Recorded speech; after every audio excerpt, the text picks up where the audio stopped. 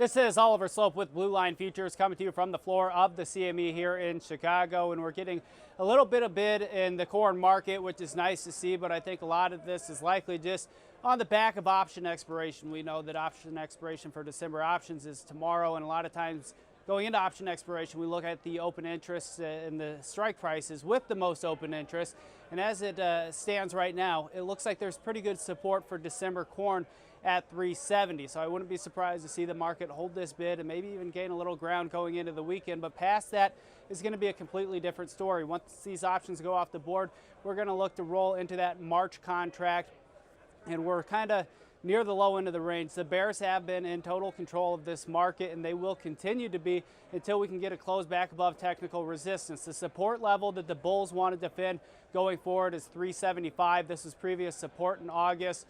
We had broke down, made new contract lows, and then became support again in September. So if we don't hold 375, I wouldn't be surprised to see a retest of contract lows for that March contract.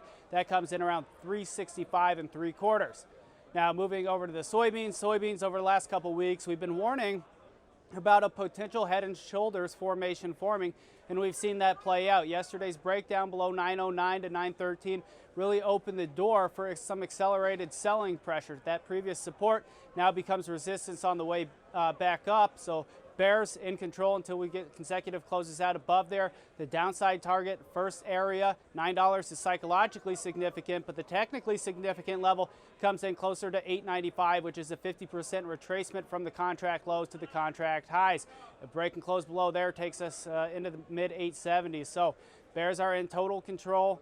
Trade talks not really going anywhere, which no one really expected, but it appears that there may have been a breakdown in communication, which kind of offers the idea that maybe we get increased tariffs, and maybe that's part of the reason why we've been seeing more pressure on the soybeans here recently.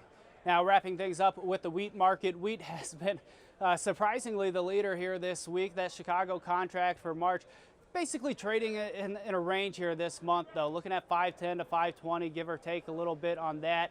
We're not necessarily sold on Chicago wheat, especially above $5. We think there's more potential in the Kansas City contract.